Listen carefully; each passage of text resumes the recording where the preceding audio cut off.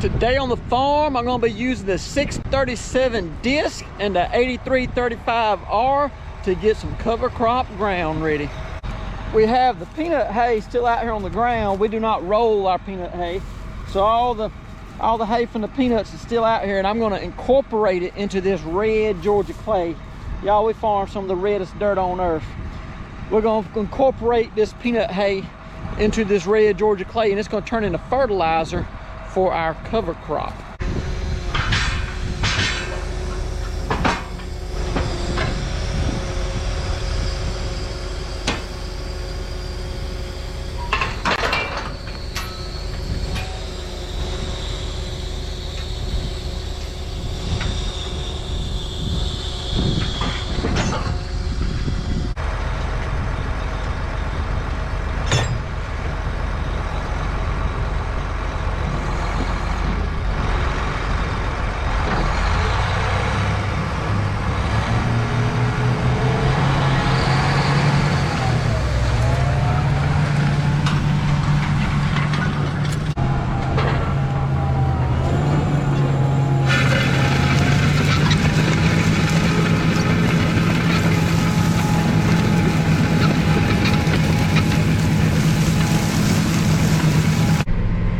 Wonder why we don't just drill the cover crop straight into this peanut field without doing any tillage.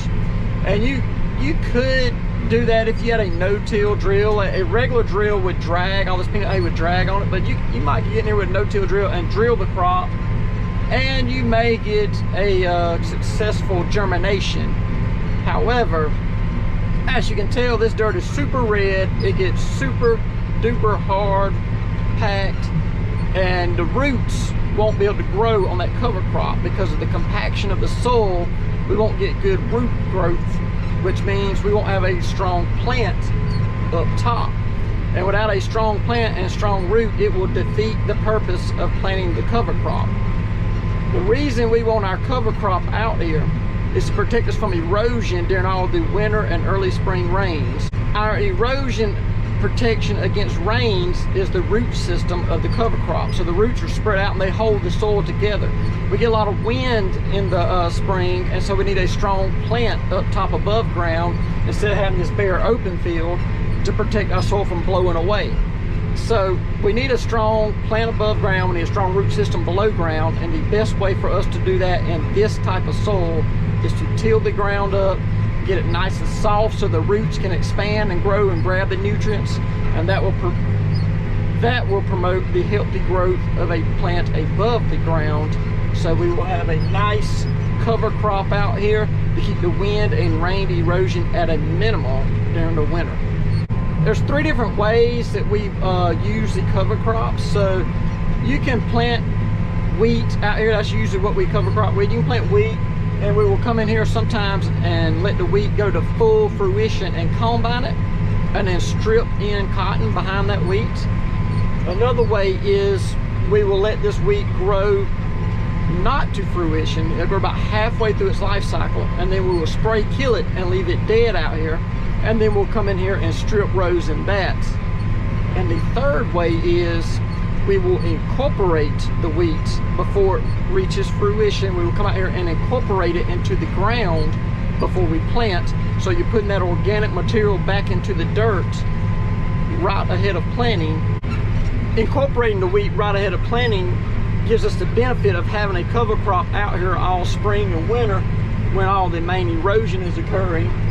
But right ahead of planting, we put it back into the dirt so it can deteriorate and make more organic matter, which is good for our crop.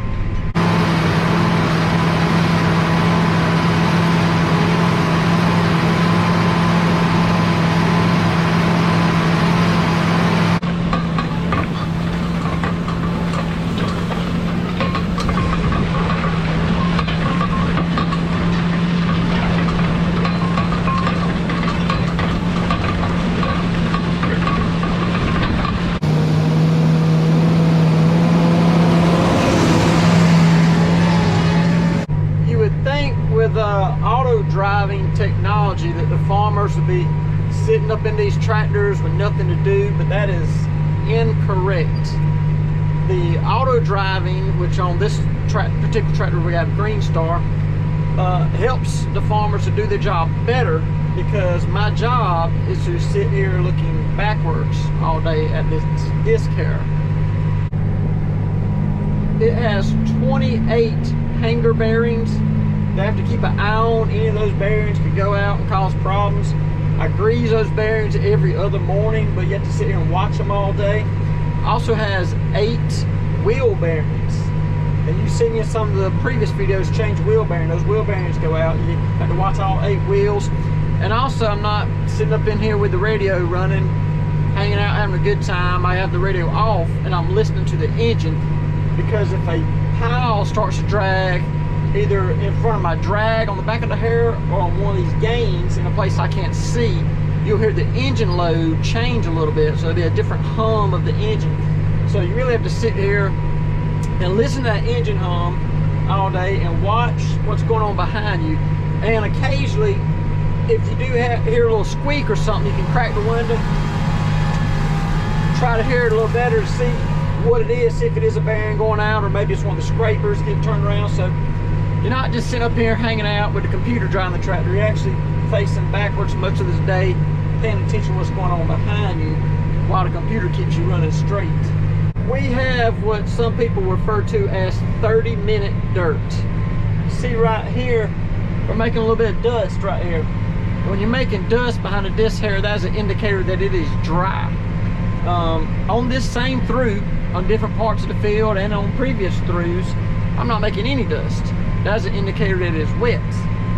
I'm also see some mud building up on them tires right there, which will cause the hair to ride up out of the ground. Also, I have stopped more times than I can count to dig out between the disc with my hammer, because it is stop slam up with red clay. That is an indicator that it is too wet. This red clay that we farm is called 30-minute dirt, because there's about 30-minute window where it is neither too wet nor too hard and dry. That 30 minutes is not universal across the field. It will be too wet on one end and too hard and dry on the other end. But that is what we are accustomed to. That's what we've always worked, and that's what we know how to work with. You see here it's much wetter.